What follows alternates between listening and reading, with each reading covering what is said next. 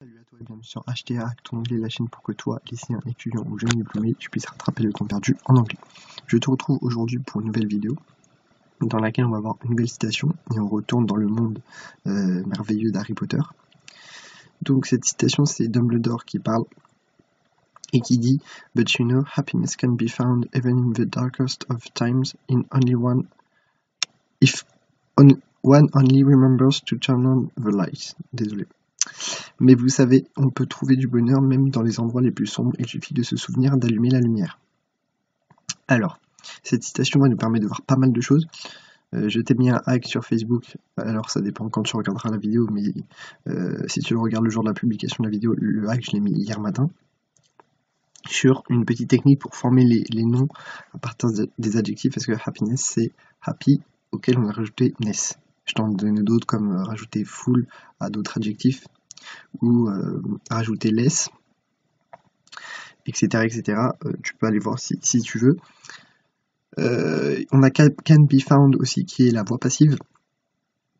Comment tu sais que c'est la voix passive? Parce que on a le verbe can find, donc qui veut dire pouvoir trouver, en gros. Et est-ce que c'est le bonheur qui peut trouver? Est-ce que c'est le bonheur qui fait l'action? Non. Le bonheur il peut être trouvé, donc on a la voix passive. Si tu veux à la voix active, tu aurais can find. Donc comment on fait pour construire la voix passive? On met be à la forme du temps à la voix active, donc find étant à l'infinitif, on met be à l'infinitif, can be, et on rajoute le participe passé du verbe utilisé pour faire l'action à la voix active, donc là c'est find. Le participe passé de find est un verbe et found parce que c'est un verbe irrégulier. Du coup, ça nous donne can be found. Voilà, j'espère que j'ai été clair. Ensuite, on a even qui veut dire même. Darkest, c'est le superlatif de dark. On met the devant, on rajoute est. Et ce qui m'intéresse dans cette vidéo, ah oui, on a aussi turn on the light, ça veut dire allumer la lumière. Éteindre, c'est turn off. Alors il y a plusieurs façons de le dire, il y a switch on, switch off, turn off. Tu as plusieurs façons de dire éteindre ou allumer la lumière.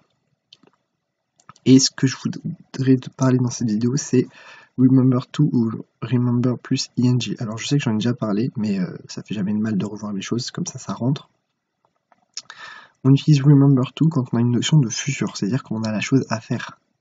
C'est souviens-toi de le faire. Please remember to lock the door when you go out. Souviens-toi de fermer la porte quand tu sortiras.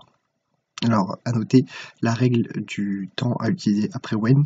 Après when, pour exprimer un futur, on met un futur en français. En anglais, on met un présent. When you go out. Alors qu'en français, on traduit par quand tu sortiras.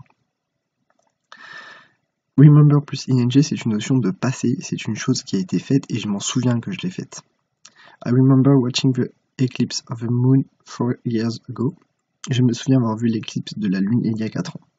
Donc voilà, souviens-toi que remember to, on a une notion de futur. Remember plus ing, on a une notion de passé. J'ai fini avec la vidéo. Tu l'as vu, on a vu beaucoup de points. Si tu as des questions, n'hésite pas à me contacter. Et n'oublie pas de travailler ton anglais quotidiennement parce que c'est le seul moyen, comme je te l'ai déjà dit, de t'améliorer en anglais. Et je suis là pour toi.